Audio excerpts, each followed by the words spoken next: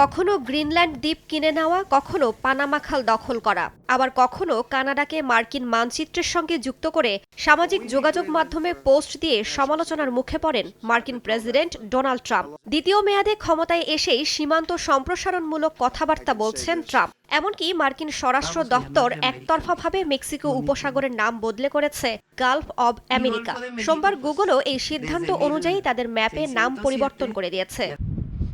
Greenland দখলে ডেনমার্কের প্রধানমন্ত্রীকে হুমকিও দেন ট্রাম্প। এদিকে প্রথমে কানাডাকে যুক্তরাষ্ট্রের ৫১তম অঙ্গরাজ্য হিসেবে যুক্ত হতে বলা, পরে অর্থনৈতিক চাপ তৈরি করা ট্রাম্পের সম্প্রসারণমূলক মনোভাবের বহিঃপ্রকাশ বলে মনে করেন বিশ্লেষকরা। তারা বলছেন ট্রাম্প এভাবে প্রাকৃতিক সম্পদের পাশাপাশি বিশ্ববাজারে আধিপত্য বজায় রাখতে চান। বেলজিয়ামের ইন্টারন্যাশনাল ক্রাইসিস গ্রুপের বিশ্লেষক সারা হ্যারিসন বলেন, ট্রাম্পের এই সম্প্রসারণ নীতি প্রতিদ্বন্দ্বী চীনকে মোকাবিলা ও আন্তর্জাতিক বাণিজ্যিক রুটগুলো দখলের সঙ্গে সম্পৃক্ত। ডোনাল্ড ট্রাম্পের সাম্রাজ্য গড়ে তোলার এই স্বপ্নকে উদ্ভট ও যুক্তরাষ্ট্রের জন্য হুমকি বলে মনে করছেন বিশেষজ্ঞরা।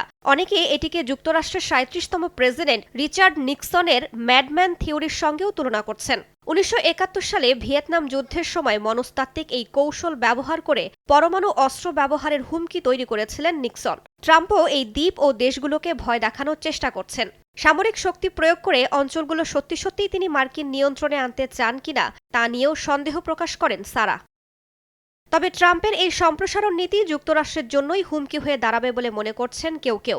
দেশটির অর্থনৈতিক অবস্থা ভেঙে পড়েছে। তাদের মতে ডোনাল্ড ট্রাম্পের উচিত সীমান্ত সম্প্রসারণ বাদ দিয়ে নিজ দেশের অভ্যন্তরীণ ইস্যুতে নজর দেয়া। ক্যাটো ইনস্টিটিউটের একজন সিনিয়র বিশেষজ্ঞ বলেন, সম্প্রসারণের ফাঁদে পড়া উচিত হবে না তার। রাইসা জান্নাত, সময় সংবাদ।